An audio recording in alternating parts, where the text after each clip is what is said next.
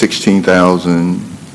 Yes, the grant agreement is for the $16,000, and because the outdoor learning trail is on city right-of-way, that's why the city is party to that.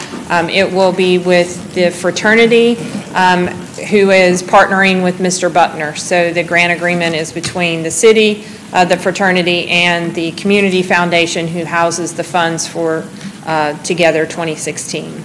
Great. So we'll be bringing that forward. Councilor Thomas. I can't let this opportunity pass. There's a movie out right now called The Green Book, which I understand is a very good movie, and it's about the tourist book that was published in the 40s, 50s, 60s, so that African American travelers would know where the safe places to stay were throughout the country. And two of the locations on the Martin Luther King Trail were in the Green Book. The A.J. McClung YMCA was in the Green Book, as was the Carver Heights Motel. So if you go see that movie, know there's a Columbus connection to those two places on the Martin Luther King Trail. Couldn't let it pass. Thank you. Thank you. Mr. Mayor, next we are going to shift a little bit and bring up the Muscogee County Jail update by Ryan Pruitt, who's project engineer in our engineering department.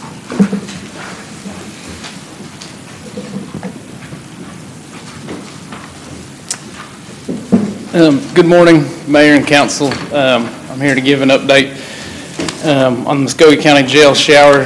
It's an issue that we've been talking the last few weeks with the engineering department, the sheriff and her staff, as well as Public Works and Facilities Maintenance. The current condition, there are 36 showers located in the various pods in the South Tower. The current construction is a concrete structure. It has tile floors, tile walls, which currently have no waterproofing membrane. And that's an issue because over the years the grout has started to deteriorate and the water can now get behind the tile. And once it gets to the concrete walls, it finds its path of least resistance, whether that's an electrical conduit, a plumbing penetration, HVAC penetration, or makes its way out to the outside of the building. Water is leaking through the showers and especially into the showers below. So anytime water gets places, it starts becoming an issue. So there have been various repairs over the years, replacing some of the tile and that thing, but we haven't been successful in stopping the water leakage.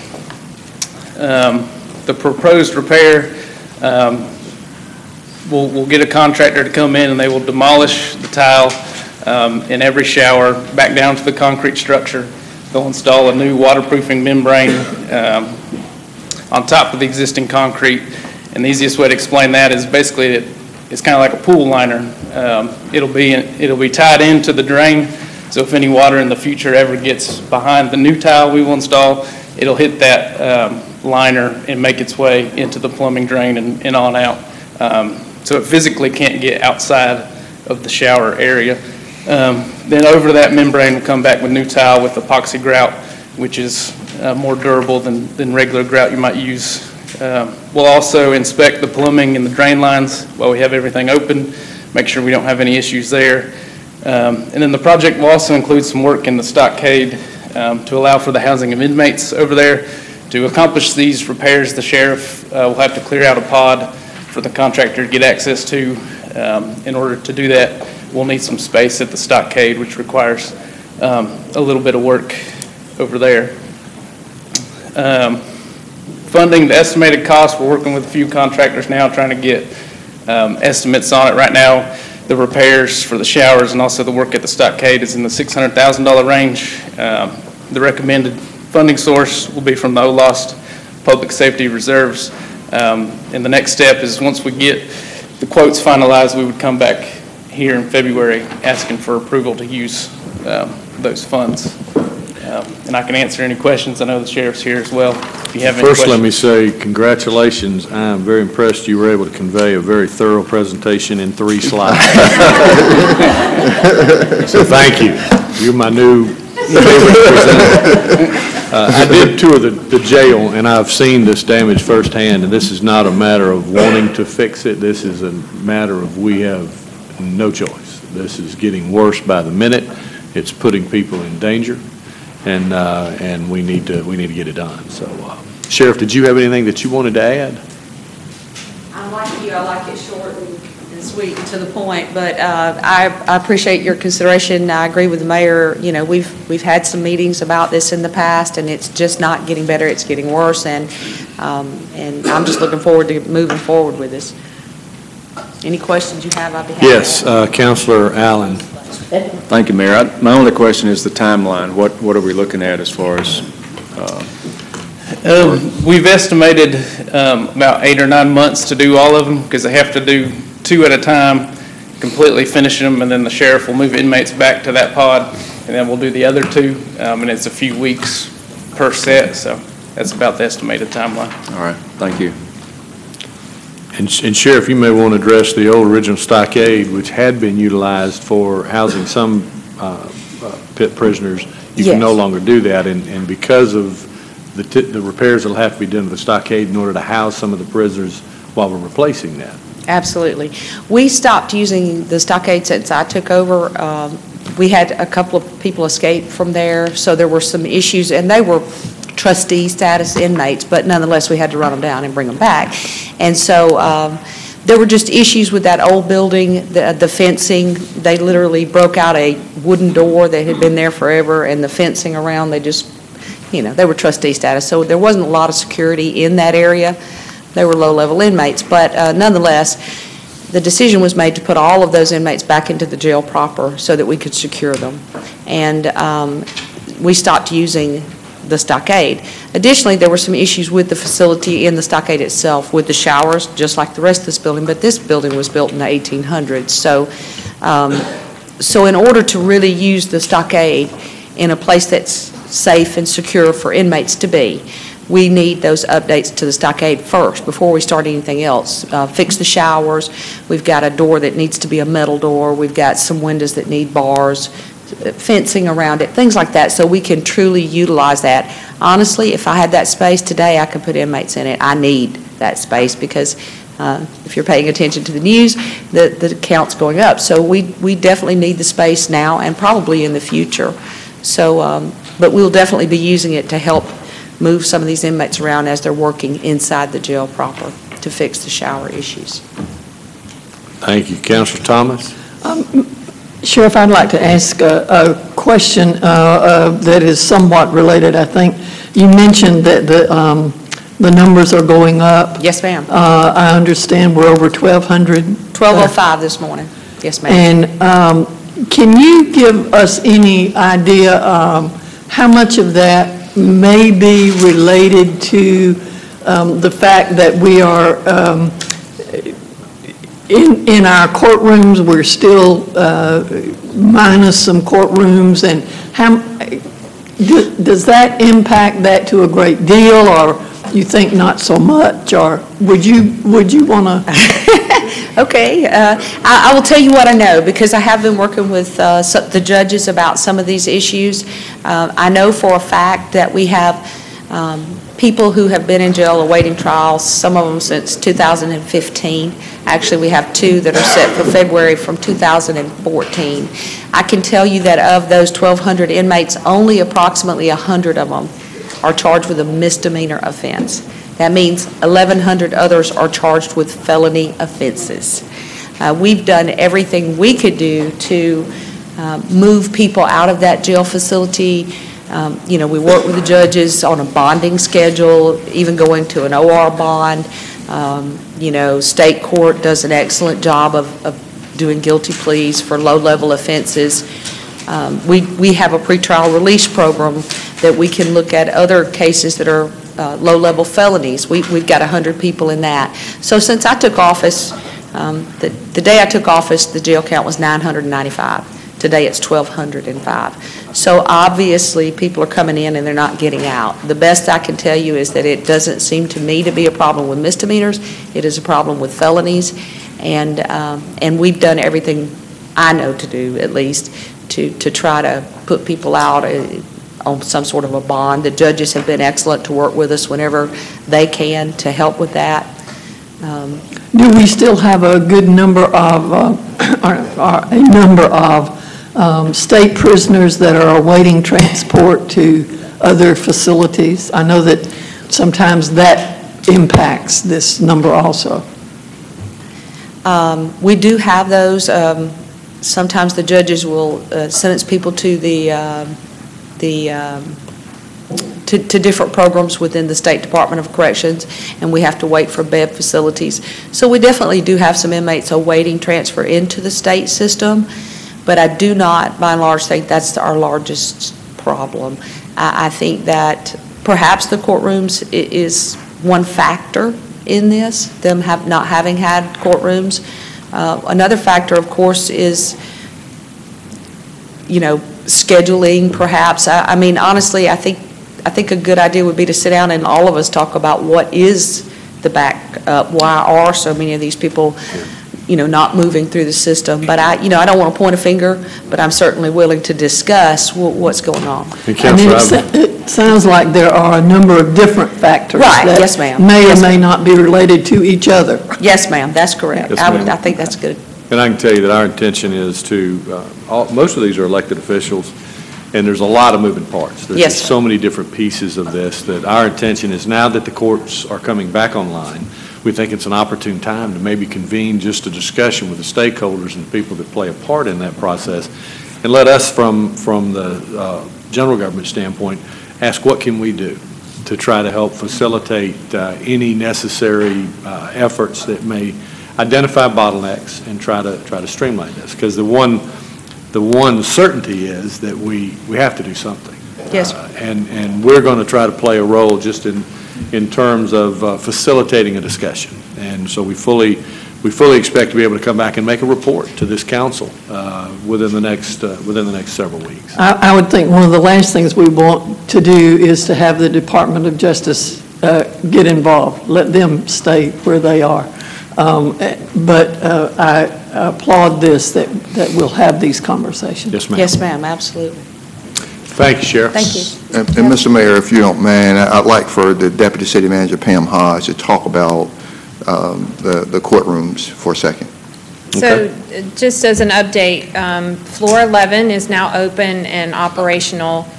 Floor 10, the courtrooms on the 10th floor will be available next week. So they are transitioning back.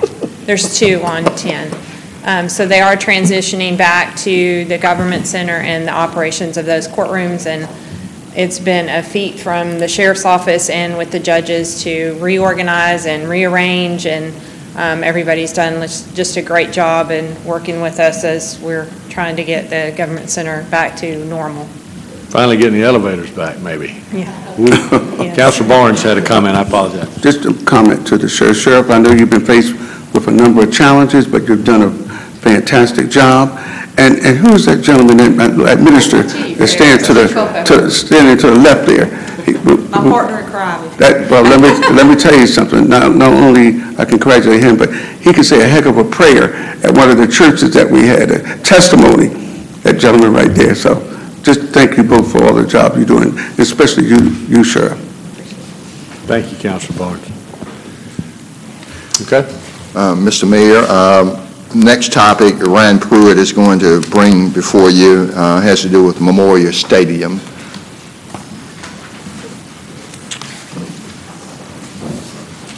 We wanted to give an update on Memorial Stadium. Engineering's been working with Parks and Rec and Public Works on an issue that we have.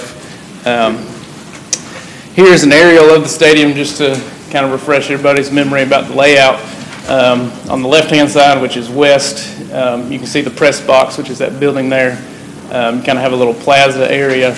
Then you have the bleachers. I'm going to talk a little bit about the concrete bleachers. Those will be the concrete steps. Then you have the aluminum bleachers actually on top So this is just kind of a reminder. You have a similar layout on the east side with the bleachers and a smaller concession stand on that side. A little bit of history.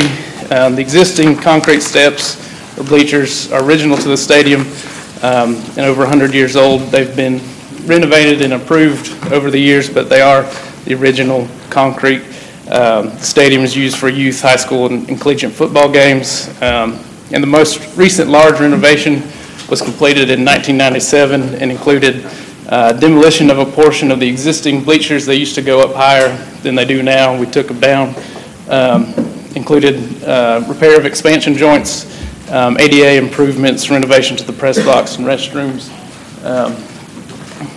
And so in October of 2018, Parks and Recreation requested the engineering department and the Public Works Department come review what they noticed was some soil erosion around existing stairwells. The two stairwells really in question were on the north end by the locker rooms where the teams come down, and also in the southwest corner. So we did end up at that time blocking off one stairwell in the stadium just because it had been undermined to a point where we felt like it wasn't safe. During this review, we also noticed that in the expansion joints, in the concrete bleachers themselves, there was some soil loss from underneath those bleachers. So we made a plan with Public Works to come back after football season, do a little bit more demolition, cut a couple holes around the stairwells as well as in the bleachers to see if we could see what was going on.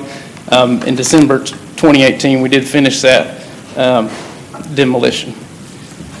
And what we found upon completion of the demolition, we found voids underneath the bleachers as well as underneath the stairwells and the slab between the press box and the bleachers, that area where the concessions would kind of queue up there on the west side.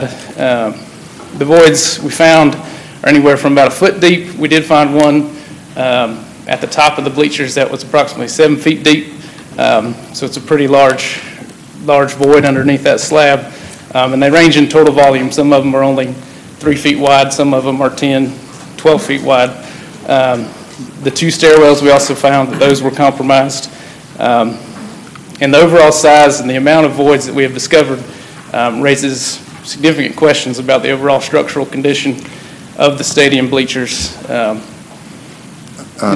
If I may interrupt you before you go to the pictures, these were voids underneath the concrete bleachers and the slab between the press box and bleachers that you could not see. Correct. Unless you, whatever you did, you drill holes to look to see. But I wanted to just make it clear that these were not just normal maintenance. It's like you can't see your plumbing underneath your house unless you go and drill a hole and look, or they could not see this. And the actual... Well, then... Yeah, the actual concrete itself didn't show any signs that there was a void underneath that looked just like the day it was put in. The only thing that clued us into it was the soil's coming out towards the bottom of the bleachers, and obviously it's coming from somewhere. So these are just a couple photos of the voids. This is at the top of the bleachers. The tape measure is kind of hard to read, but it's showing it's 6 feet from the top of the slab there. This is more towards the bottom of the bleachers. So there's larger voids at the top, smaller voids at the bottom is generally what we have found. These two pictures are actually running a tape measure side to side. And so this is what one of them, the void kind of continues for almost 12 feet side to side from the hole that we had cut in the bleachers. And so recommendations, we've worked with a contractor as well as one of the local engineering firms to kind of see what we can do to remedy this problem. The first thing that needs to be done is all existing joints, whether that's a crack that has formed over the years or an expansion joint that was put in to help control the cracking originally, they need to be resealed to prevent water infiltration. And it's about 10,000 linear feet of joints throughout the whole stadium. And what we found, the cause of these, for example, out on the press box side, that large slab, water that was anytime it would rain, the water wasn't getting to the drains. So it would just sit there on that slab, and over time, the only place it had to go was through the joints. And so all that quantity of water would get down through the joints into the soil, which is a real sandy soil, easily erodible soil out there. And so it'd get in that soil and eventually find out another crack towards the bottom of the bleachers and would carry soil with it. So that'll be the first thing that needs to be done. After that, that large void that we did find, we would do some additional demolition up there around the press box. Fill back in those large voids with some good backfill material. We'd re-pour the concrete, make sure it drains properly. The two stairwells that have been compromised, we'd also would replace those. To solve the problem in the bleachers, basically you'd start at the bottom, core holes, cut holes in it every however many feet, and pump in some flowable material, whether that's a foam type material that you might use on your house foundation, or a grout type material, something that will fill those voids in, and that'll save us from having to do any large scale demolition. We do estimate there's about 300 cubic yards of voids, because at every joint that we have found on both sides of the stadium, we have found some soil loss. Some places are worse than others, but we do feel this is kind of a typical issue around the stadium. Here I have the estimated cost is $500,000. I did receive a price yesterday that was approximately $300,000, just depending on what type of material and things like that we go with. So we're still trying to work out that detail. And funding's recommended from the OLOST infrastructure reserves. And again, the plan would be once we finalize our plan of attack, we would come back to here next month and ask for approval. Thanks, Ryan. Councilor House? Do we think these voids were, back 100 years ago, filled with dirt, and over time water's just washed it away? Yes. And that's what's happened? Yes, okay. That's correct. Okay, thank you. Councilor Allen? Well, along those lines, you mentioned sandy soil earlier. Is that the foundation of what we're looking at, or is that? That's the type of material we found underneath the bleachers, and it's good material. It's compacted. We did cut holes towards the bottom where there's no voids, and the soil there's in great shape. It's just where water's found its way in is that the sandy material easily travels with the water, so it's made its way out. Well, whatever material you use to fill the voids, and water leaks in again, I'm assuming that material will be somewhat waterproof, and it will redirect the leak to another point. Yes, the material we will use, it'll be like at that point. More than likely it'll be a grout type material, so almost like a concrete, not quite as strong as concrete, but it'll be stronger than the soil that's there. But the big thing is sealing off the water. Normally in cases like this where you have large voids, it's because you find a pipe that has been demolished and hadn't been plugged right, or is just leaking water. We don't have that in this case. It's simply the water over the years infiltrating through all these cracks that has caused this issue. So by sealing all those cracks, we're going to take care of the water problem, so there won't be any more chance for erosion. And the cracks will be something that'll, we've talked to Parks and Rec about, it'll be something we inspect yearly, and, over 10 to 15 years, we'll have to look at replacing them, because that stuff does wear out over time. So you're going to inspect the pipes. I noticed a couple of pipes. I don't know if they're drainage or not, but it may be conduit for something else. Yeah, those pipes. conduits were actually for the sound system when they did the 97 renovation. So they're actually used for irrigation today. So those two pipes in that photo were actually irrigation conduits. But yeah, we've checked the roof drains from the press box, all the storm drainage that's around, just to make sure that that's not our problem, and we haven't found any issues. Good job, thank you. Thank you, sir. Councilor Thomas. Mr. City Manager, is from the two presentations on the stadium and the jail, we're looking at $1.1 million out of the OLOS funds. can any of this, you're going to bring this to us before the budget process, We're is going to bring that it to you correct? at the next business meeting. And my question is, can any of this wait and be taken up during the budget process? This is, a significant amount of money out of that OLOS reserve, and I'm a little nervous. Well, Mr. Mayor and council, these are things that cannot wait. And I'll tell you why. You mentioned earlier, and the mayor visited the jail, and he knows the condition. We don't want outsiders coming in dictating to us and being involved for the next 20, 30 years.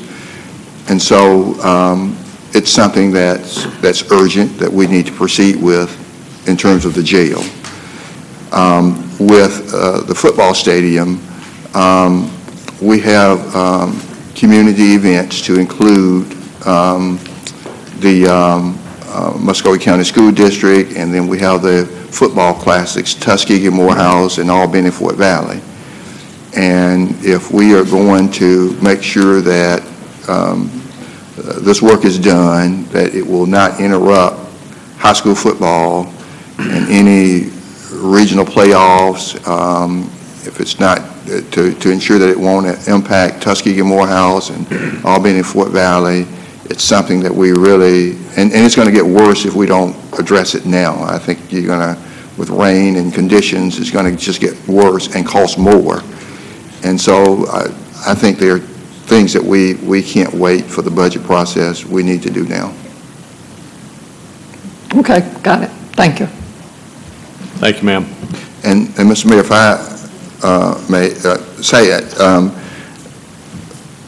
this is, I've learned that it happened to another football stadium that we are familiar with, and so it was beneath the surface, and they had already been through this, and maybe it's something with football stadiums. I don't know, but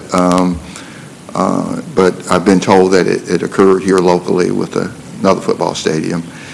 But the other thing I wanted to say is that if you don't know Ryan Pruitt, he replaced John Hutchison when we moved John Hutchison to inspections and codes, and he's another shining star that we have in this government. And we're going to let him give a class on PowerPoint presentations.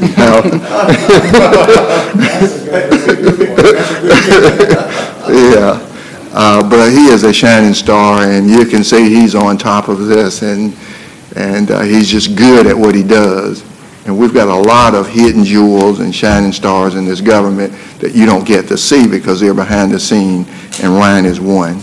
But I want to thank him for all of his work, and he does an excellent job for us. Good job. Thank you. Good job, Ryan. And so we will bring these back at the next business meeting. Okay.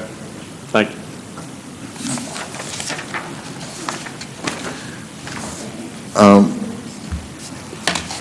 The next topic that we have is Mott's Green update. We have our Director of Planning, Rick Jones, who's going to come and talk about that project that we've had much discussion before. And, initially it had a bridge in it, and we took the bridge out.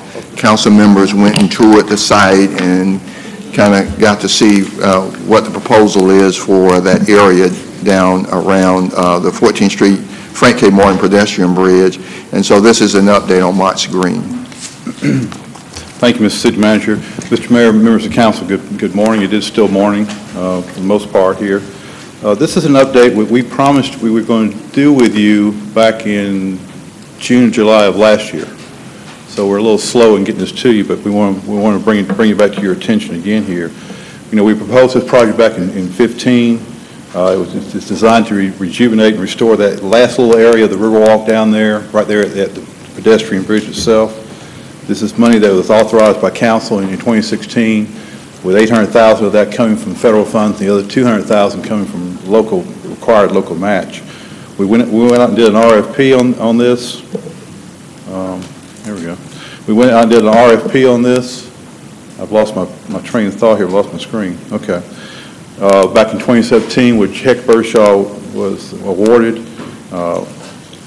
we did an update back in March of last year on this, and that's when we presented the idea of the total package, including the bridge and an observation deck. We then asked that we be allowed for you to come and tour the area with us, just so we could show you firsthand what it actually looks like and what we were trying to accomplish down there. And we did that back in June of last year. This, as you may recall, was with the original site plan in terms of the bridge here. From this point, the renovation work and so forth, involved with all that, involved with everything else going on down there from that standpoint. Excuse me just a second here.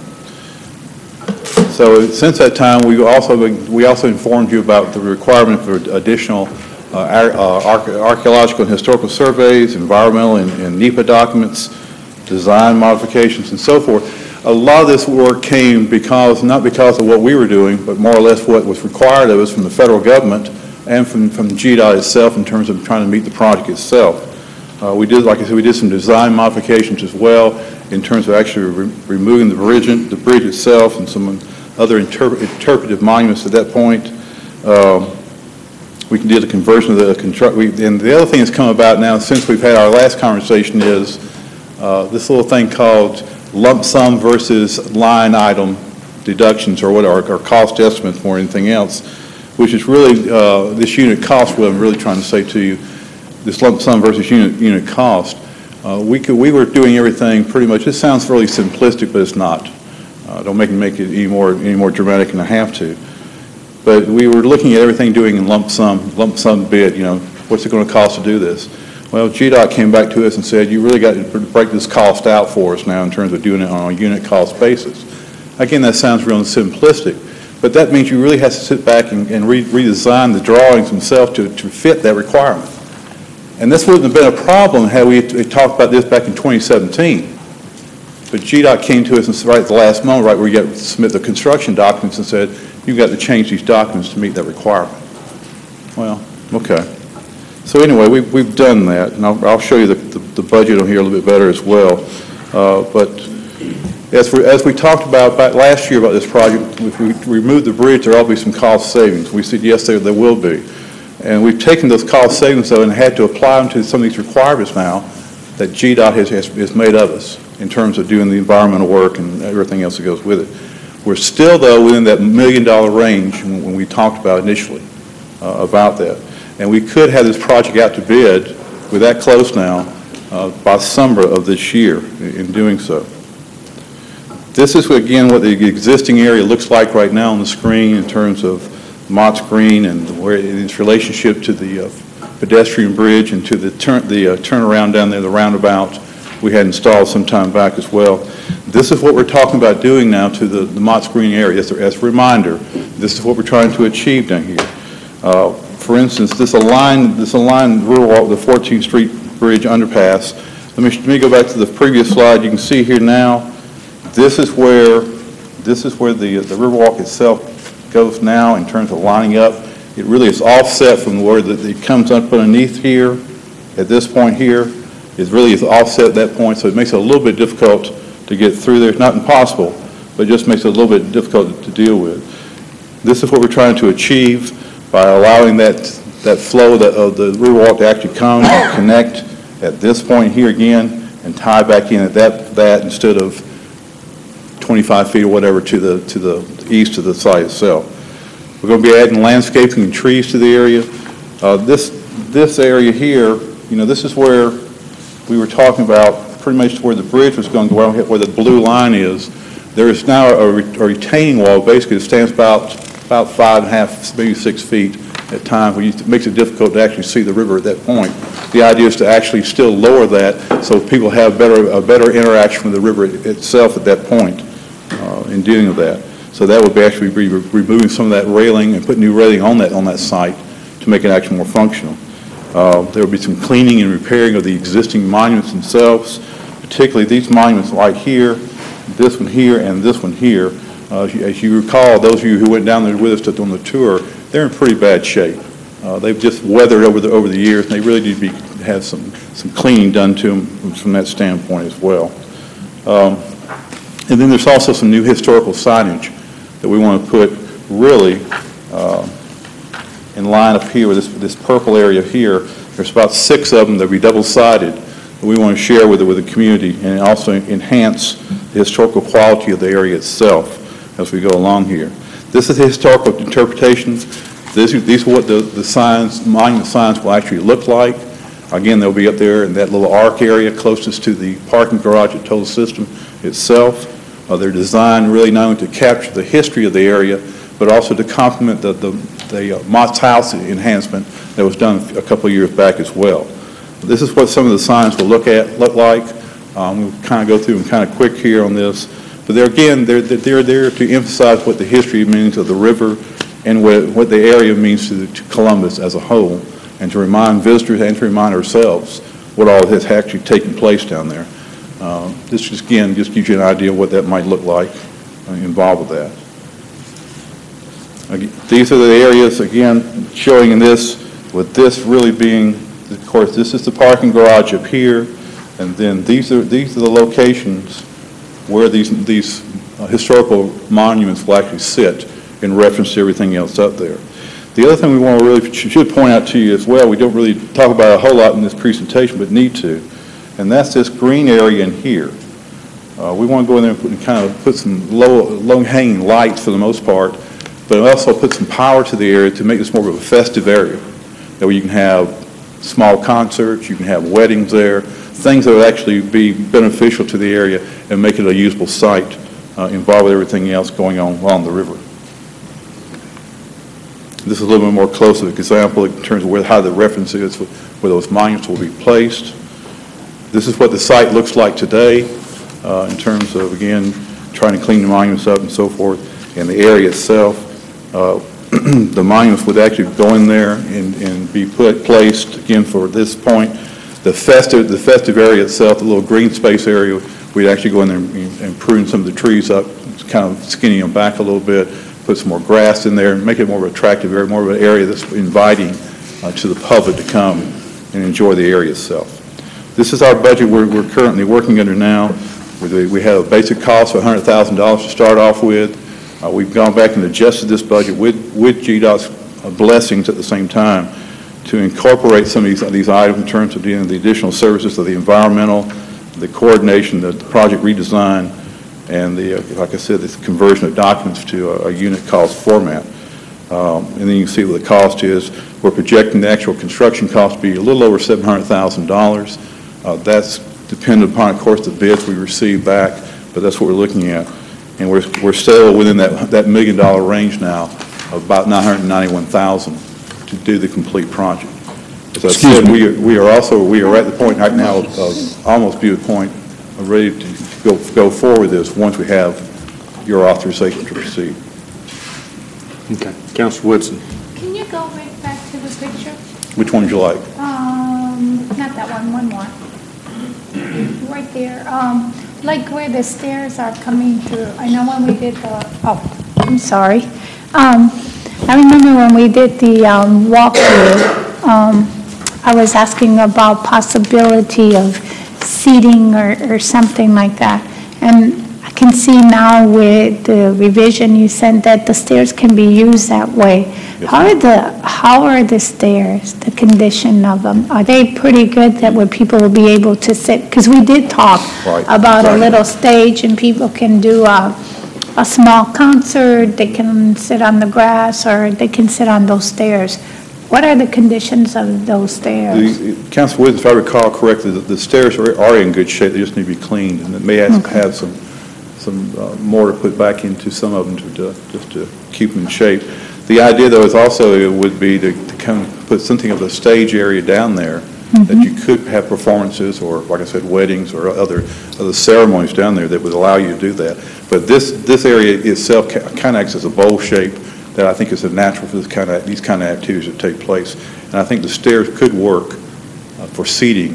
And of course, you invite folks to bring their own seating as well. Or if you had an event, they could also bring seating as well to the site. So I think I just want to make sure that the stairs are in good condition. Yes, ma'am. When you're doing all the other modification that, we don't leave that out because that could be where someone can come and sit.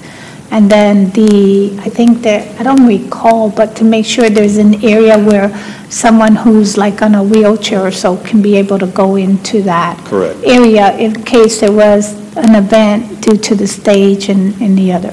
The idea is to make sure that this site is functional, it is doable, it is ADA accessible. It has to be in that regard because, again, we're still utilizing federal dollars. Let's don't forget about that. As we said, I think we said this last year when we were talking about this. This is the last piece of the puzzle for the Riverwalk. For all practical purposes, the Riverwalk at City Mills and at Bibb is complete. We need to have a celebration for that one fairly soon. This is the last piece, and when visitors come and when folks go down to the Riverwalk, we want to make sure that everything is in sight and is appealing to everybody who comes down there, and is inviting for them to actually enjoy what we've all spent money on over the last 20, 25 years. So we want to make sure it is doable when it's all said and done. Great. Charmaine, Councilor Crabb, sorry.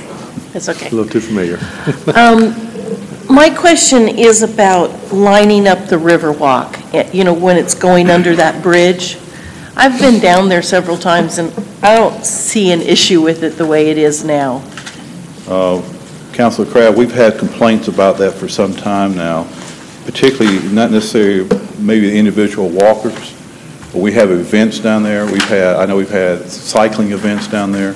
They complain about it being offset and it messes up the riders. Same thing about those who are actually running down there for running events. Okay. That offset apparently is just enough to confuse folks, and it's not really at the same time totally inviting when you get down there. You kind of offset a little bit. I know it doesn't mean not seem I wish like I had much, a picture of it, but is it because, it kind of forks there?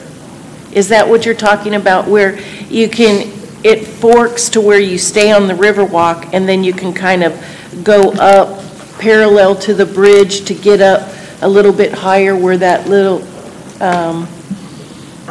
where to the left, to the bottom of the bridge, there's like a little a little triangle space right there.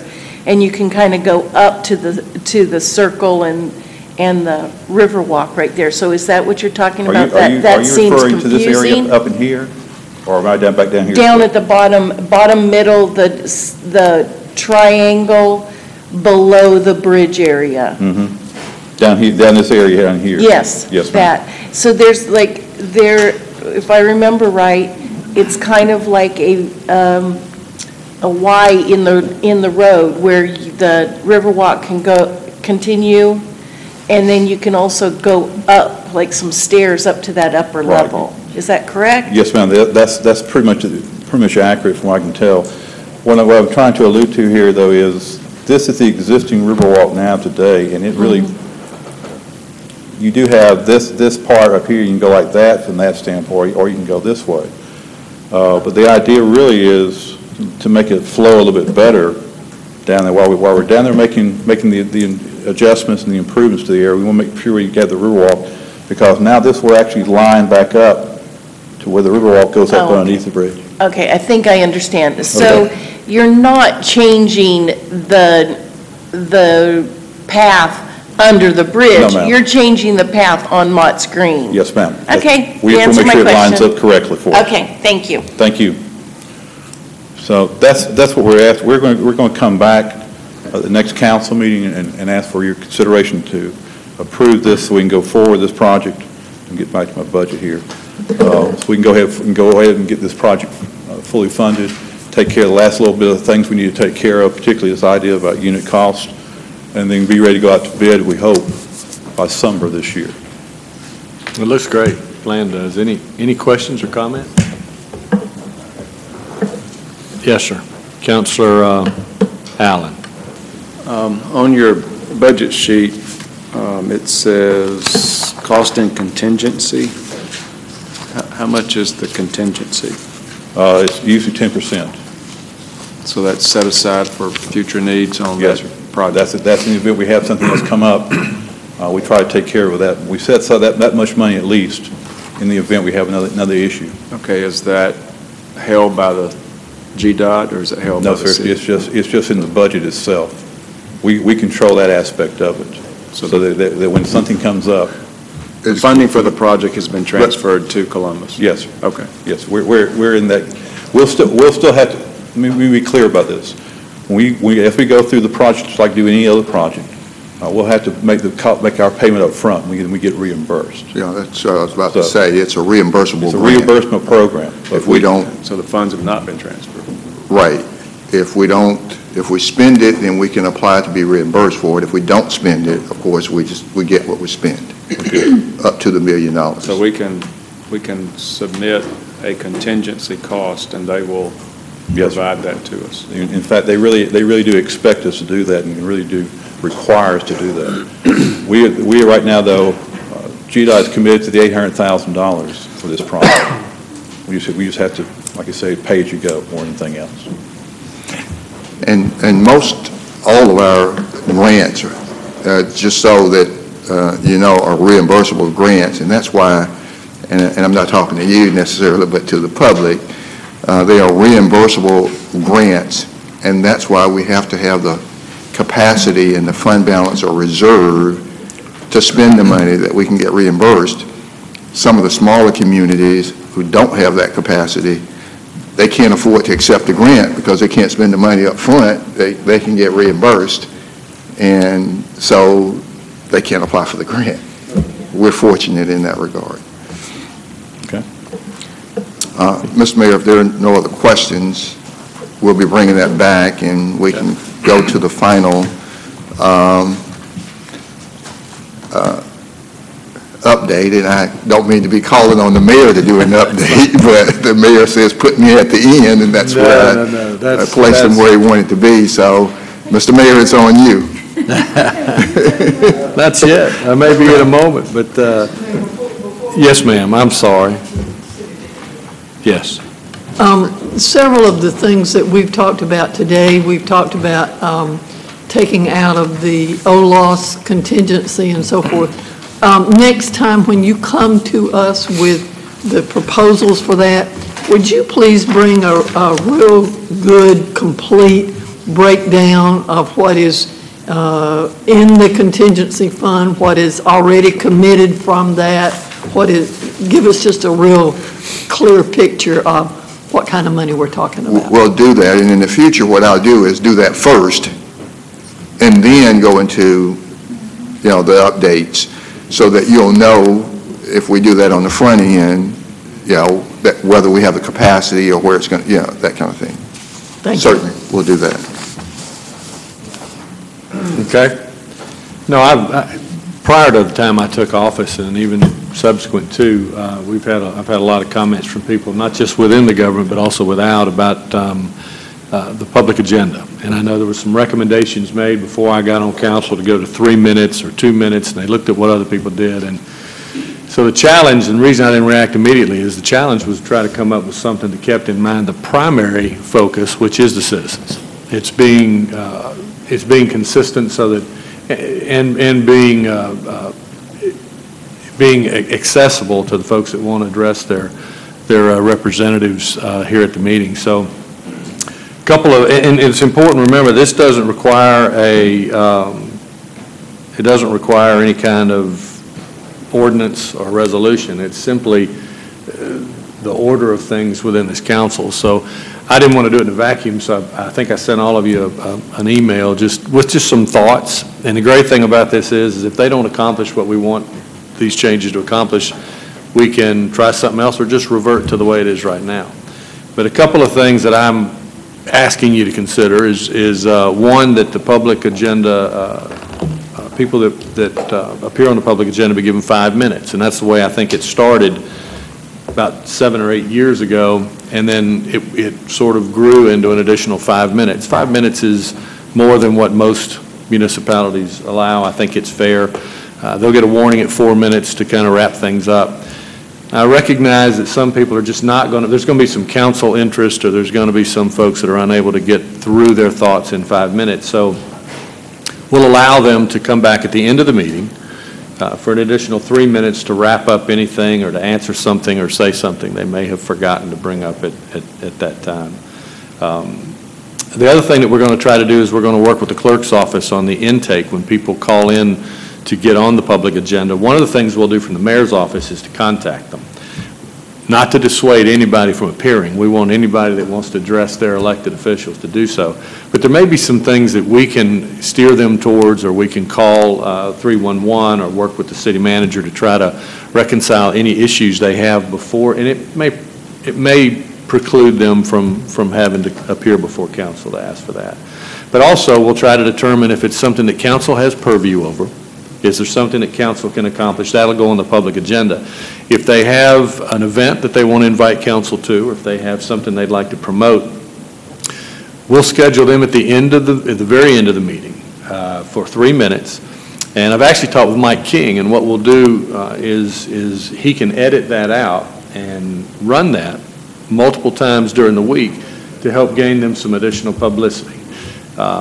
And what it will do for, I think, this body, for the council, is allow the individuals that have to get to a job at the end of the meeting, they can leave when that's going on and then view it later when it's aired on CCG TV. And lastly, I'm going to recommend a change that anybody that wants to appear before this council and bring forth some kind of issue that they'd like to have addressed should be able to do that. However, it doesn't serve any purpose to hit the same topic every single meeting, because if we can do something about it, then council will make a decision whether or not to do it. If it is not within the auspices of what this council can do, and it's really just not moving us closer to a resolution. So my recommendation is that anybody that wants to come bring an issue before council has the right to do so, but they can only talk on that same topic once every 60 days. So if nothing is resolved, or if it can't be resolved and they still want to talk about it, they can, but they'll have to wait 60 days to come back and bring that same topic up. And that will be kind of regulated from this seat. The mayor will try his best to keep the individuals on point as far as what they have turned into the clerk that they'd like to talk about. But I don't think any of these are unfair to the citizens. In fact, I think it may actually help them accomplish what their goal is, and that's to be heard by the elected officials a little bit easier. And I think it also takes into account that we want to get, this body also has to work on the city manager's agenda and the clerk's agenda as well. Anyway, any questions or any thoughts? There are several here. Hang on. Councilor Barnes. Overall, I like the suggestions. Initially, you are correct that the public agenda was 5 minutes. And I like the fact that if they can't get it in 5 minutes, they have the option of waiting and finishing up at the end. I especially like the fact that if there's any event going on, that extracting that out, and Mike King and them are very good at running things that are of knowledge to the community, of running it. So I like the fact of giving that segment a little bit more exposure throughout the week. I think it's a huge benefit for organizations that may have something important to say. Overall, I think that we afford the citizens, I'm glad we have the public agenda, because it does a lot of, we've gleaned a lot out of just the suggestions, and I like the fact of having them, the clerk or council forward information to you, because a lot of times it can be solved, whatever their problem is, from the mayor's office. So overall, I do like the suggestions that you email. Thank you, sir. And I think that what's important about people who want to invite us to events, you know, there's been talk about putting those on the proclamation meeting. The problem with that is sometimes the dates don't line up. They might have something that's going to roll around before that proclamation meeting. So we want to make sure they have a chance to get it out to folks. Councilor Woodson? Just want to be clarified with the portion of the invitations to events and is that going to be at the end of our meeting or during the public agenda, and then we'll extract it at the end again? It'll be at the end of the meeting. So in other words, we'll schedule those. We'll tell them they don't have to show up at 9 o'clock or at Okay. 5:30, we'll kind of coach them into when they can arrive so that they don't have to sit through the whole meeting. Great, that's what I wanted to clarify. Thank you very much. Yes, I ma'am. think it's a good idea. Councilor Thomas?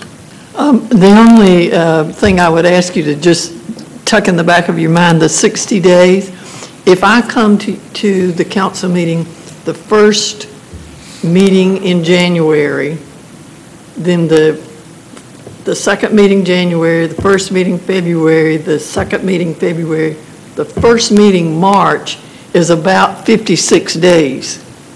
And it would seem that maybe, just some kind of accommodation there so that I could come the first meeting in January and the first meeting in March. That's just a thought, and this is your rules, so you can be, as flexible on that 60 days. But it would seem that would give us 2 months, if you will. That's the fair. same kind of thing. We could say 2 months, and then we could just, if it's going to miss it by a day or two, the idea is not to hold anybody to a hard, fast rule of 60 days as much as it is just to make sure that what they're bringing to us is something, A, we have purview over, and B, there has been a decision by this body to go ahead and act on it. And I do like the fact that you started this out by saying, if this doesn't work, we can always go back in and tweak it and do something else to it. Absolutely. This is, the primary objective here is that the citizens have an opportunity to access their legislative representatives. So, thank you. Thank you. Councilor Allen? Well, I was going to say, I know some communities have once a quarter that you can come back and revisit the same issue, but either way you want to do it's fine with me, but I would be okay with once a quarter as well. Okay. All right. Well, Councilor Crabb? I just wanted to emphasize that meeting at the public agenda is not the only way that the citizens can access us. We are very accessible through our cell phones, our emails, texts. I've been receiving them already. And in some ways, it's more efficient and more effective by reaching us that way, because then we can pass that information on, like the email I received this morning, then I was able to pass it to those that could actually get something done. Usually what I've found when citizens come to council, they're left, with kind of empty-handed, because then we have to go through the process of getting those involved to fix the problem or to address the issue. So I'd like to encourage all the citizens to contact us by email, by text, by telephone also. That's a great point. And I think the reason for contacting their representatives, I think many people do that. And of course, there's 311 as well. They can put in an order by dialing 311 anytime they want. But there are a lot of issues, and I acknowledge that there are some issues that not only they want to, but deserve to be aired in front of this body collectively and broadcast to the citizens at home. So we recognize that that's important on occasion, and we don't want to deny anybody the opportunity to do that. Well, we'll begin this, I think, the second meeting in February. So that gives us time to continue to solicit input from council, and it gives us time to evaluate whether 60 or 90 days is a more appropriate time period. But I think certainly we'll begin with the 5 minutes on the, I think it's the 12th of February. It'll be our first business meeting? Is that right? 13th, I believe. 13th? Okay. Whatever the first business meeting is, that's when we'll begin that, and we'll work with the clerk's office to begin to try to estimate within reason when they need to arrive. And the one thing I will mention, folks, it is the 12th. Folks have mentioned that they'd like to see that be the first thing out of the chute. And our challenge with that is anytime we have something on first reading, we advertise those, and we are required by law to have them as close to the advertised time as possible. So that's That's the only reason we put the public agenda at the end of the city attorney's agenda, so. And actually, there's an ordinance that references that as well. Okay, thank you. All right, any other questions, comments? All right, there's a motion and a second. Councilor Councilor Barnes. Many of you have maybe read in the paper about the local NFL players that are taking a group of high schoolers to the Super Bowl. And if I'm not mistaken, some of those players are homegrown. They went to Mother Mary Mission. Well, on the 8th of February, Mother Mary Mission, in their gym, they're going to have a banquet to recognize, I think, Otis Sistrunk. Give me a minute. Otis Sistrunk, Frank Brown, and Coach Oliver Davis, who are former NFL players, and I think 4 other NFL players as well. It's going to be February 9th at 7 o'clock at Mother Mary Mission Gym. And if there's anyone interested, I don't have now the point of contact, but they can call me and I can connect them. So that's February 9th at February the 9th, yes. At, I think it's at 7 o'clock. Okay, great. All right, we had a motion and a second to adjourn the meeting. All in favor? Any opposed? We are adjourned.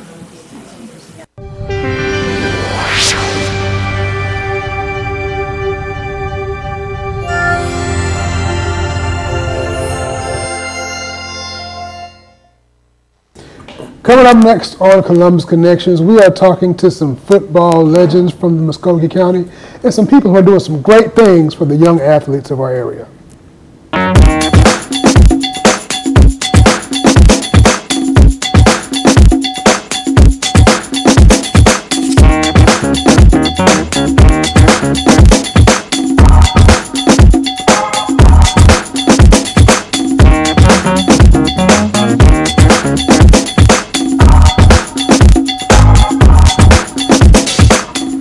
Welcome to Columbus Connections. I am your host, David Britt, and this is a bittersweet time of year because this is the time when football season comes to an end, which means I can finally do stuff productive instead of watching football all Saturday and Sunday.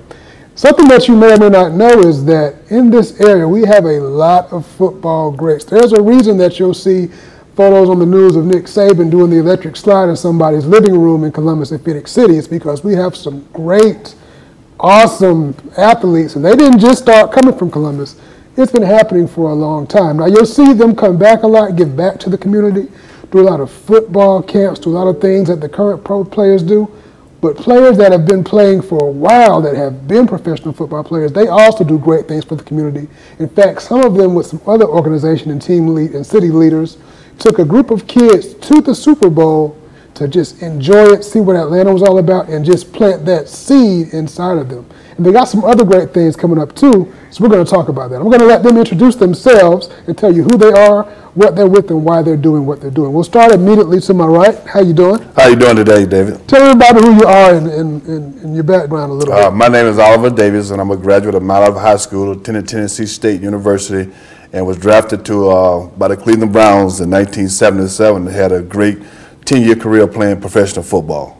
What position did you play? I played defensive back. I played on the corner. Gotcha. And tell me about yourself. My name is Roderick Howard. I'm a graduate of Central High in Phoenix City. I currently work for Payless Shoe Source in Columbus, Georgia, and I also work for Mother Mary Mission in Phoenix City. Now, Central High, they are the current powerhouse in the area, having easily won the state champion. Didn't even make it look like a game. Absolutely. So your alma mater is really handling things. Now let's talk about what you guys are doing and what you guys have done for the youth of. Well, my group of guys that we did was several of the former NFL players who are retired in the area got together, especially Monk Johnson came with the idea, say after the last Super Bowl, let's get together, came to me and said, let's get together and take a group of kids from Muskogee County School District area and take them to the NFL experience since the Super Bowl when we played in Atlanta in 2019. This idea came up in April, and so we bounced it around back and forth all through the summer. And when it came close to that time to happen, I said, let's put the plan into action. We had basically gotten together, had a game plan set up as how we were going to get it done.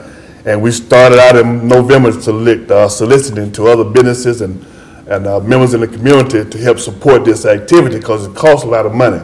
And fortunate enough, the business people and the community people that we talked to were very generous in helping us make this thing successful. We had 95 kids to go to the NFL experience in Atlanta, Georgia, this past Saturday, and they had one great experience. They saw the Lombardi Trophy. They got opportunity to see all the Super Bowl rings from the first all the way up to the Super Bowl 52, because this is Super Bowl 53 that's coming up. And they got a chance to also get autograph from a lot of the active players that came to sign autographs during the session during the entire period of time. And also got to participate in what it's actually like to do it at the NFL Combine. They did the cone drill, threw the football. So they had the opportunity to win 2 Super Bowl tickets. I don't think any of them did, but they did win some prizes like a cap, cups, and things like that. Right, and just that unforgettable experience. Just knowing what they did, a lot of kids would not have gotten that chance to do that. Yeah, we knew then that there would be a good opportunity for them to see something that was a little bit eye-opening for them, let them know the great opportunities out there for them. And football is just not about playing football itself, but there are other avenues that you can make a living or career out of in the area of sports and in the area of football. Absolutely. What do you think it is about this area that so many great players come from it? Well, I've been fortunate enough that a lot of great players have been able to be very successful in the NFL coming from this area. I think it's just been the fact that they've, good parenting for one thing, and then another part of it is good education and good coaching. Yeah, definitely. Now, Mother Mary School, which is a long-time staple in the community, they're doing some things with the kids too, with their gym. Tell me about that. Well, we've had certain summer camps over the last few years. Currently, we have a semi-pro basketball team that calls Mother Mary Mission their home, called the Blackhawks. And currently, we have basketball practices in the evenings there. Gotcha. So what do you got? You guys have something coming up on February, tell me the date. February 9th, we have, we're hosting a banquet, a sports banquet from 7 p.m. to 9 p.m. We'll also be honoring the late Jerry Barnett. We're going to dedicate the gym and name it after him as well. Wow. Tell me what people can expect coming besides the naming. What can they expect with that banquet? We also get the opportunity to and add on to the honoring the gym master, Mr. Jerry Barnett. We're going to honor some of those guys who kind of trailblazed the way for all the other guys who get the opportunity to go off to Division I school, colleges, and into the pros. As a matter of fact, we're going to honor those guys in the 50s and 60s who have done excellent things in the field of athletics, education, and coaching. They've done a stellar job in setting the path and making a commitment to excellence in doing so. We're going to recognize guys like Frank Brown, who was the first player from Albany State to get drafted. He got drafted by the Dallas Cowboys. Then you're going to honor guys like William P. Johnson, William P. Ingersoll, rather, who was my high school coach. He was a fantastic 3-sports letterman athlete, not only at Mother Mary Mission, but also at Fort Valley as well, too. Henry Chuck Gaucher, graduated from Mount Olive High School. Ken Johnson, who was a great basketball player from Central, who also played for C.M. Newton down at the University of Alabama. One of the very few guys who went down there during that era to play at the University of Alabama. So we got a lot of history built up into this banquet, and we want to recognize those guys. They don't know how much we greatly appreciate what they've done for this community. Yeah, and that's big, seeing some of the greats from the past, and just seeing the full circle of it, that the kids that had that dream from Little League playing to the ones that go to the league to the ones that come full circle. What is that like? What is that experience you see just on the face of the people, the kids and the students that you're helping out? Well, they get very excited and know that that vision and the possibility of them being able to do it is already there because it's already been proven. They've done it. And their goal is now to pass the bar that they've set. Yeah. And they're going to reset the bar that Ken Johnson have set, reset the bar that Frank Brown has set, things of that nature. We want to give them an opportunity that it can be done, and all they got to do is just continue to work and do the right thing as they grow, and it will happen for them. Gotcha. And it shows how it all ties together, the sports with the education and just with the giving back and with what that life is like once you're finished on the field, that you can go to coaching, you can go to being an educator, you can go to giving back, like so many people are doing. How can people go about getting tickets to the event? I think it called 334-737-8276. They could call Mr. Dennis. Gotcha. Okay, give me that number one more time. All right, it's 334-737-8276. And it's going to be on February? It's going to be February 9th, held at Mother Mary Mission in Phoenix City. The tickets are $50. It's going to be catered by Ed Southern Cooking. Gotcha. So it's going to the event is going to be on Saturday. Is it a Saturday? Yes, Saturday. The event is going to be Saturday, February 9th. And what's the time frame for it? 7 p.m. to 9 p.m. So it's going to be a great event that you're going to come and just the banquet and really honor those that came before us and just show that remembrance.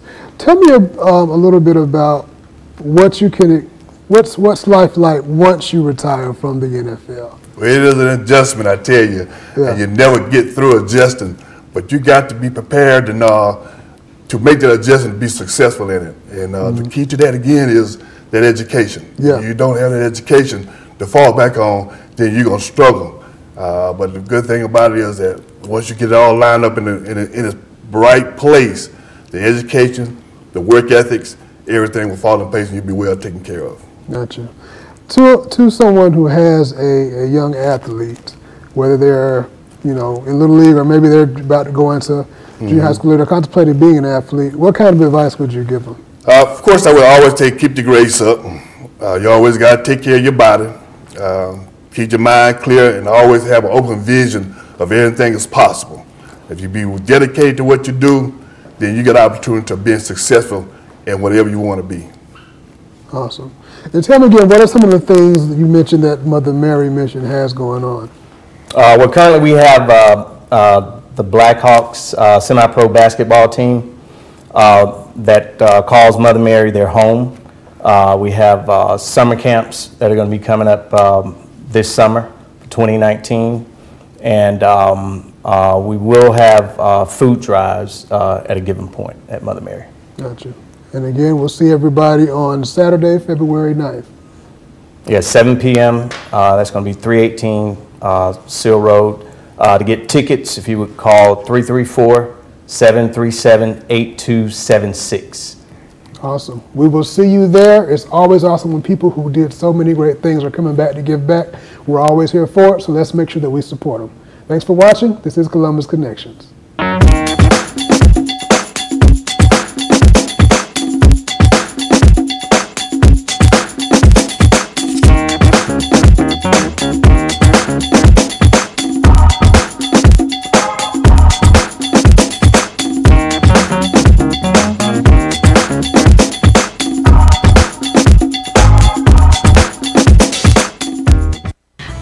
Share responsibility to keep Columbus beautiful. You may not intend to litter, but if you're not securing the items in the back of your pickup truck, you may be contributing to the problem. Please don't use your truck bed as a mobile trash can. It doesn't take much for the debris to blow out on our roadways, causing an unsightly and hazardous mess. Law enforcement is out ticketing litter bugs, so do your part, secure your load. Nobody likes a litter bug. Coming up next on Columbus Connections, attention all animal lovers. We're going to talk about Paws Humane and how you can get this license plate just for you. Stay tuned.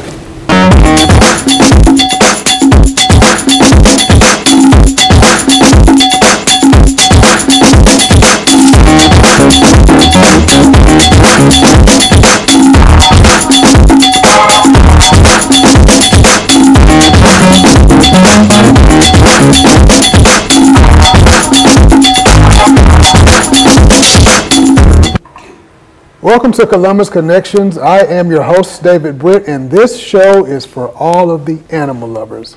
Yes, all of us who have furry family and friends, this show is for you. We're going to be talking with Brian Waters. Now, he is the president of the board of directors for Paws Humane, but we're here to talk about the Georgia Pet Foundation and the work that they're doing to help ensure that pets are properly spayed and neutered in Georgia. Welcome, Brian. Thank you very much. How's it going? It's going good. Now, we talked a little bit before we got on here about your pet family at home.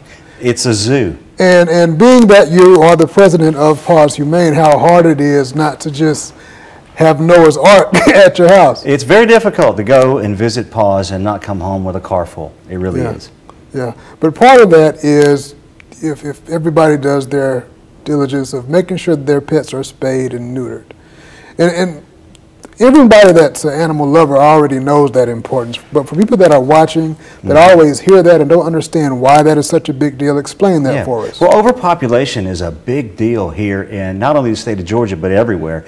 And one of the ways that we can avoid overcrowding is to look at spay and neuter as an option, as a way to prevent animals from having to be put down. And 62% of pets that wind up in Georgia shelters today wind up being euthanized. Wow. And we can avoid that simply by helping out with spay and neuter programs, much like we're about to talk about today in this new tag that was actually introduced in 2016 by Governor Deal, who signed legislation allowing a spay and neuter program to exist with this special license plate that you get for your car, and $20 of the bill that you're going to pay for that tag goes to help out spay and neuter programs. Awesome. I'm going to hold this tag up. Now tell us about the cost again for it. Well, the cost right off the bat is $25 additional. $25 when you sign up, which goes to the spay and neuter program as part of the Georgia Pet Network, or as part of the the Georgia Pet Foundation. $25, where $19 of that actually goes to the Georgia Pet Foundation to help spay and neuter programs. When you renew that tag, it's $20, with all $20 going to the spay and neuter program. Awesome. And people could get this tag right now. Right now, right here. It's been available for a couple of years, since 2016, and well, we're just now trying to get the word out about it. Gotcha. So all that you would have to do is the next time you're going to renew your tag, or if you're purchasing a new vehicle, just let the tax commissioner's office know, hey, I want to get that special spay and neuter tag. If you have an old tag, you want to turn your old tag in, you can purchase this tag, stick it right on your car. And you got a great way to, one, help the pets of Georgia, and also just let everybody know that you are an animal lover who's doing their part to help. And David, pets don't know our religious background, they don't know our political beliefs, they don't know if we vote, but we love our pets, and this is one way that we can make sure that we take care of them and we get the word out for other people who love their pets, and making this program available to people who normally cannot afford for spay and neuter. You make a good point that pets are a way that really bring people together. And especially in this climate of the country, people can be very divided. But when you see somebody walking their dog or with their cat or whatever animal they have, pets and sports and things like that are one of those things that really just bring people together and bring out that camaraderie. And we want to start seeing these tags all over the city of Columbus and all over the state of Georgia. Yeah. Tell us a little bit about what Paws Humane does. I know that you're on the board. Well, Paws Humane is one of the area's leaders as far as rescue shelters here, and Paws Humane works with animal care and control, as do many of the other shelters here. Animal Ark is one of them as well, and they pull from animal control. So when animal control picks up animals, Paws Humane goes over, tries to rescue those, and we take as many in at Paws as we have room for. Now, when you start to hear when your rescue organizations like Paws Humane and like Animal Ark are offering specials and sometimes free adoptions for pets, that means that the shelters are full. Wow. And that's why we're trying to find these pets homes. So, and you don't have to wait for a special. Go down to Paws Humane, go to Animal Ark, go to your local shelter, and check out the pets. If you're ready to adopt, take one home. Give them a forever home and save their life. Awesome. And tell me about some of the events that you guys have coming up. I understand the Bark and Blues Festival. Yeah, the Barks and Blues Festival is coming up on May 12th, and this is our 4th year. Last year we had about 2,000 people show up at Woodruff Park. This is going to be our 2nd year at Woodruff Park. It usually starts around 4 o'clock in the afternoon. Last year we had 5 bands, local bands, some really good bands. We're going to try to keep that format again this year. It's free to attend. Put it down on your calendars. That's May 12th. It's a Saturday at Woodruff Park, the 4th annual Barks and Blues Festival. And by the way, if you're a business owner and you're looking to get involved and you want to help out, maybe you would like to become a sponsor, you can reach out to me. You can reach out to anybody else at Paws Humane, and we can guide you through the process and get you signed up for the 4th year of Barks and Blues this year. Let me tell you a story about last year's Barks and Blues. So I had forgotten about it, right? And me and my family, we were just riding around that evening and we're bored and said, hey, let's go downtown.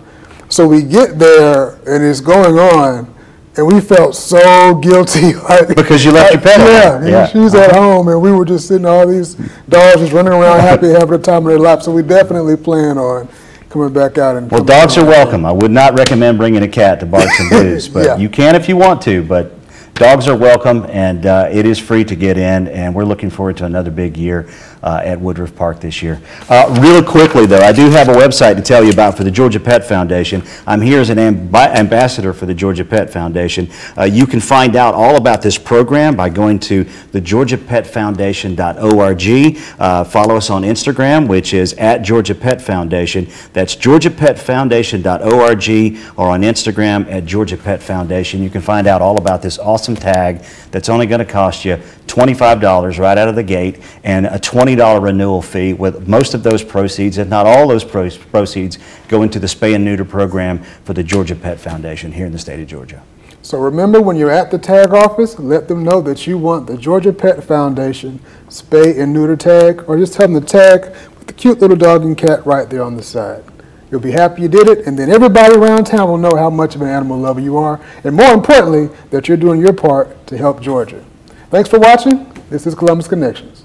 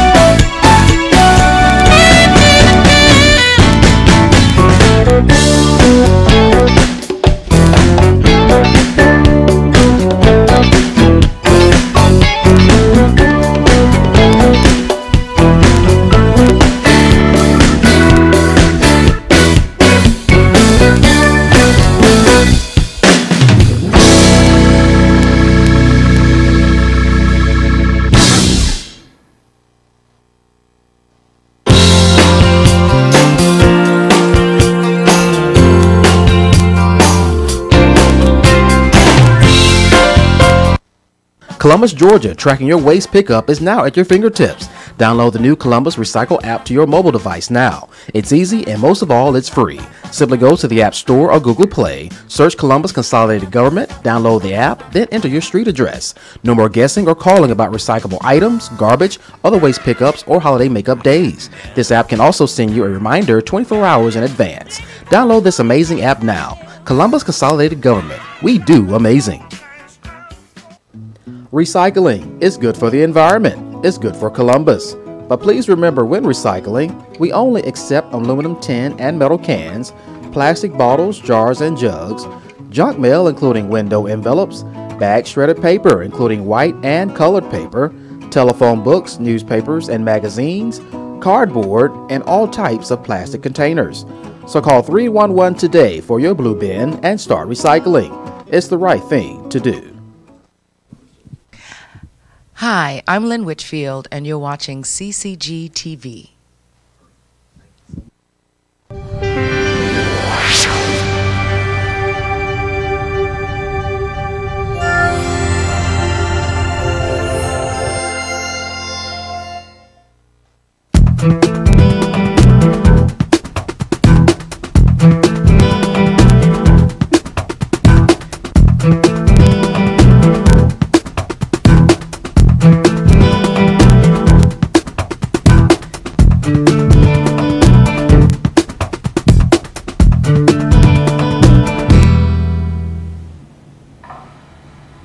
Welcome to CCG TV, the Keep Columbus Beautiful Earth Notes. We're so happy that you tuned in. And we are always looking for you all to be tuned into what we're bringing to you, because we really want to promote good environmental stewardship. For those of you who are tuning in for the first time, our mission is to engage and educate individuals to be better stewards to our environment by enhancing beautification, eliminating litter and blight, and protecting our environment. And you know, when we know better, we can do better. And we are so excited that you tuned in so that you can gain the knowledge that you need to have so that you can be a good steward to our environment. So if you are not recycling, please call 311 and request your recycling bin today. It's so important for us to try and divert as much material from our landfill so that we can save that space, and then we can recycle those items that can be recycled. So don't forget to call 311 to request your blue bin. And not only that, you can request, or you can call and request for some trees. This is tree planting time. So exciting. You know, on any of the right-of-way, you can request trees, different species of trees. Just call 311 and put in your order. I'm sure that the Urban Forestry and Beautification Division would love to hear from you. And not only that, we do need to have you to work with us with our different programs. We had a wonderful turnout for our shoe recycling campaign, and for our grease and drug collection, we had a great turnout. So I want to encourage you all to continue to support us the way that you have been. And just know that we're always looking for you to help us. Volunteer. And speaking of volunteers, I have the Director of Volunteer, the Interim Director of Volunteer for Animal Control. Thank you, Beth, for being with us today. And you have some other young ladies with you, and you can introduce them later. But tell us a little bit about what your job is. Okay, first of all, thank you for having me. My job is as a volunteer coordinator is to kind of coordinate things with all the volunteers who want to come and help the animals. We do off-site events to help get the dogs adopted. We have on-site events where people come and they visit the dogs and do meet and greets. So a volunteer can get involved with that and help us to help the public to try to be a matchmaker for a dog for their new family. Oh, wonderful. And be sure it's the correct match. And you know, many years ago, we would have helped the hooch with your pooch. You may not have known anything about it, did you? No, I've heard. Oh, okay. And so one of the reasons why we wanted to feature dogs there was because over at Lake Bottom, dogs are free and they're just roaming around, and then when they go poop, then no one scoop scoop it up, and so that lake there, I mean, really is really contaminated. So we were trying to bring about some awareness about for pet owners, dog owners, to really take care of their pets and make sure that they scoop the poop. Right. Well, that's one thing our volunteers can tell you. I do enforce for that. We do have poop bags, so we like anytime they take out a dog for a walk to exercise them for the day. Don't forget your bag, and they see the post everywhere. But I do have 2 volunteers here with me, 2 dedicated volunteers. So why don't you introduce them? This is Renata. Renata has been volunteering with me for quite some time now, and she even adopted a dog from us, so we're thankful for that. And then we also have Eureka, who is also a volunteer, and I don't know what I'd do without these ladies or many other ladies and gentlemen that I do have volunteer with me. They're a great help. And you know, my job is so similar to that too, because we really require, and we can't get our work done without volunteers. That's correct. We have a volunteer board of 25. And then we have the Help the Hooch cleanup activities, or our grease and drug collection program, shoe recycling. We have to get volunteers to help us. And you know, we can't do without you all. Exactly. So we want to express our appreciation to you all for volunteering. We need more people to do what you all are doing. And I know that you need people to do a lot more with the dogs, right? Right. The dogs are stuck in their runs. When a dog gets picked up to animal control, they have to undergo their stray period time, which can consist of 5 days being on a stray hold. And so the dogs will not become adoptable or property of the city until the 6th day. On that 6th day, our volunteers and myself can start working with the animals and start working with them one-on-one to try to help promote them and to help them find a new home, a new beginning, wonderful, a new family. And so today we're promoting volunteerism. So you're tuning in, watching CCG TV, the Earth Notes. How can they reach you if our viewing audience want to volunteer? Okay, they can call 706-653-4512. That is the main number, and then they'll connect you to my number.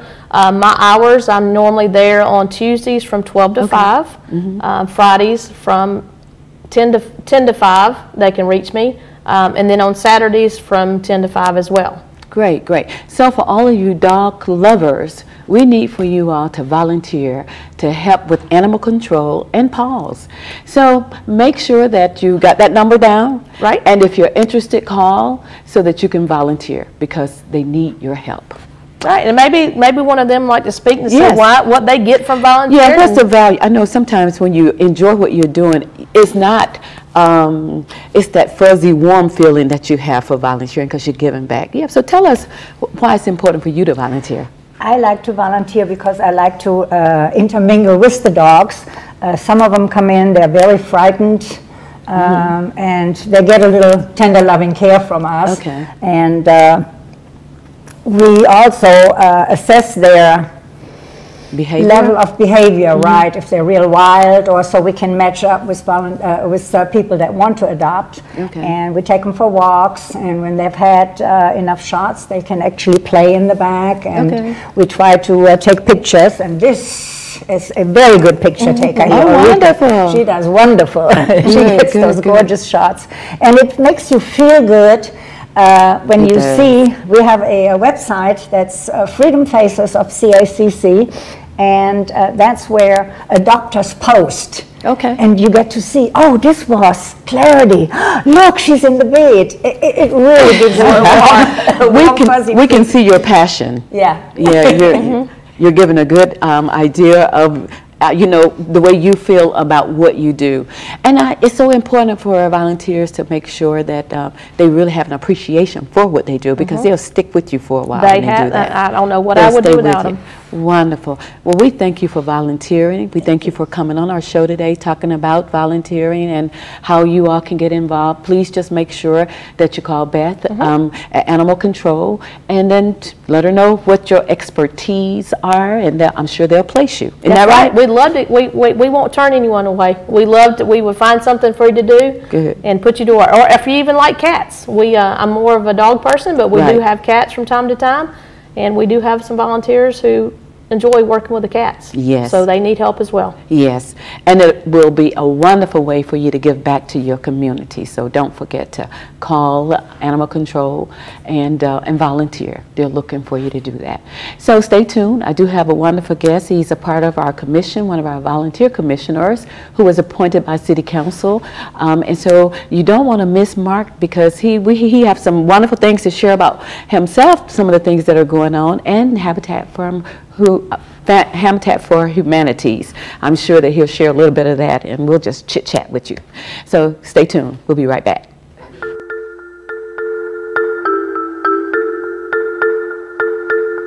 This is your new kitten, or your new puppy. Every day, 70,000 puppies and kittens just like them are born in the U.S. Cute, right? Well, what's not cute is that half of all litters are accidents. And when a kitten has a litter of oopsies and a puppy has a litter of uh-ohs, pretty soon you have thousands and thousands of OMGs. And that leads to millions of pets being killed in shelters each year. But if 80% of pet owners say they believe in spaying and neutering, then what gives? Well, it turns out those sweet little fuzzballs can get pregnant sooner than you think. A lot sooner. But here's the good news. You can stop the accident before it happens. You just have to remember one number. 4, as in 4 months. When you bring home Maggie or Ruby or Puddle or Clyde, get them fixed at 4 months. It can be old enough to get pregnant, and it's definitely young enough to make a difference. Prevent more, fix at month 4.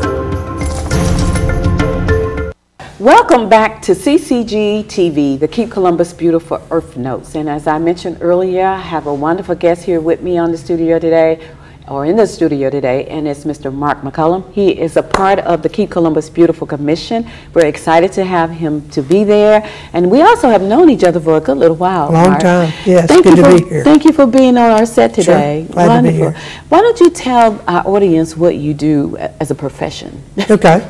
I am part of Habitat for Humanity, Columbus Area Habitat for Humanity. And of course, our main goal or objective is to build and create affordable housing here in Columbus for deserving families. And part of that component as a fundraiser actually is our Restore, which is a kind of a thrift store that we bring in all types of things, sofas, appliances, building materials. Things that can be reused. Yes, reused. And so we're the ultimate, I guess, recycling type operation. Well, that's good because that's right up the line of things that we are promoting always. Yes. Okay. And so instead of people throwing it away, putting it in the landfill, it ends up being another man's treasure, as we like to think of. And it's a very valuable way to recycle things that normally would end up discarded or thrown away. Wonderful. Well, let me tell you how much we appreciate you for giving your time, your talent, and your resources for Keep Columbus Beautiful.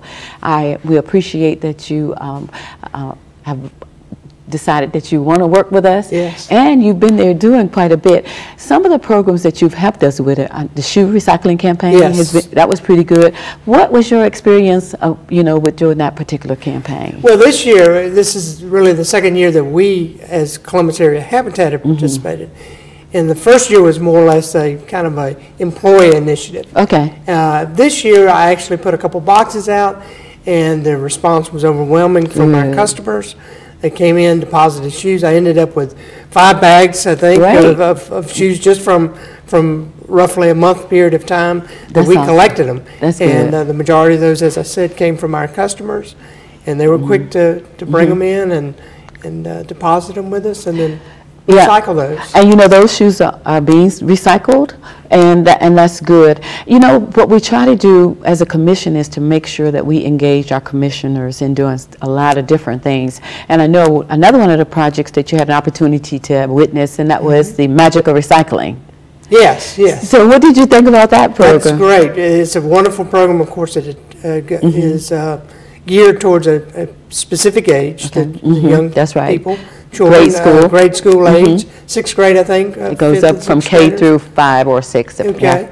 And they were all excited about it. Of course, the program, the magician, was very talented and held their attention, really got them participating. And it's something, hopefully, again, at that age group, you start to introduce them to recycling. Hopefully they remember those things and continue to participate as they get older. So. Yeah, you're right. Now, you know what? It's also so important for us to kind of thank you all for allowing the community to drop off paint. And it was a wonderful idea, and we did run into a couple of little dead ends there. Sure. And so hopefully we may be able to work out a plan where we might be able to reinstate that program, because there's such a need. Because once a year we have our household hazardous waste recycling program, and we have so many people that are coming out with paint products and paints, you know, and so it would be wonderful for us to be able to have a site for them to continue to drop it off throughout the year. Yes. So maybe we'll be able to talk and then come back at another time Sure. and say, we've worked something out, so you all will be able to go out and then drop off your paint. Yes. But right now, you all are not collecting any paint at Habitat. correct. So I think it's Yes. important for our viewing audience to know that you were doing that, and now you're not doing it. That's correct. At the moment, we were no longer able to collect those things and hold them for a long period of time. But I think, and as you and I have talked about, there is such a need or demand for a year-round collection process to take place. Columbus is a big place. There's a lot of volume. It is. And I know it's a challenge to have dedicated sites for that, but that's kind of a great ultimate goal, I think, for our program, Keep Columbus Beautiful, as well as obviously for the city. You're absolutely right. And we at Habitat, through Restore, want to be a part of that, because again, we are focused on recycling and putting things back into use somehow, or helping keep the landfill as free as possible of things that are unnecessarily in there. We in the office have just recently started a recycle bin that works good. And so that has worked out good. Yes. That's good. And I'm glad, and I'm sure a lot of that you all were doing before, because you've been reselling home products for, you know, since you started. That's right. But you didn't, and we weren't selling the paint, but you were collecting them so that we could recycle them. That's correct. And so that's important for us to continue to try and do too. It's a good partnership, I think, and it is one that I think we can further do and encourage other locations, businesses, maybe even within the community, to participate. Absolutely, absolutely. So if you are, if you have some paint, you know that we're in October, the second Saturday this coming October, we'll be collecting paint with our household hazardous waste event again, like we do. And we still are trying to identify some areas or some businesses that we might be able to have the paint dropped off, so that you won't have to hold it in your garage or in your home for a long period of time. You can just drop it off, and then we can recycle them when we have our once-a-year event. So just stay tuned to CCG TV to keep Columbus Beautiful Earth Notes, and we'll try and keep you enlightened on things, and we'll try to do a better job of making sure that we can help you all be good stewards to our environment. We do have a project that's going to be coming up in April. We're going to have a citywide cleanup, something very similar to our Help to Hooch cleanup, but we really are going to need for individuals out in our community to volunteer and clean up that's outside of your back door. And also you can clean up in some of the parks, but we really do want to try and do our best to make sure that we get some of the trash that we're seeing now on our roadways off of our roadways. And so I know that you all who are tuning in, you're not littering, but there's somebody you know they may be littering, so encourage them not to litter and to be good stewards to our environment, because anything that's on our major roadways, when it rains, it carries, it goes through our sewage system, and it finds its way to our main watershed. That's the Chattahoochee River, and so it causes problems for the wildlife and even for us. So make sure that you all are being a good steward, and then share the wealth, because we're counting on you. So it will happen on April the 20th, the same day that we're going to have our personal paper shredding. We're going to have a community-wide cleanup. So stay tuned. You'll be hearing more information about that. We're just in the planning stages of it, but we know that we're going to need your help, so stay tuned. And Mark, thank you for being here on the show today. Sure, we certainly appreciate all you do. Thank you. And we really appreciate you serving on the Keep Columbus Beautiful board. Glad to do it. Makes a lot of difference. We couldn't do it without you. Thank you. And now, you all just make sure you stay tuned to CCG TV, and we'll see you the next time. So, but until that time, if you're not recycling, please call 311 and request your recycling ban. And if you see any other infractions to our environment, like potholes in our streets, if you see some junk cars or a lot of solid waste, call 311 and report it, because we are the eyes, the ears, the mouth, and the hands for our environment. And we can't live without our environment, so we need to take care of it. So we're looking forward for you all to take on your responsibility to be a good steward to our environment. Thanks again for tuning in.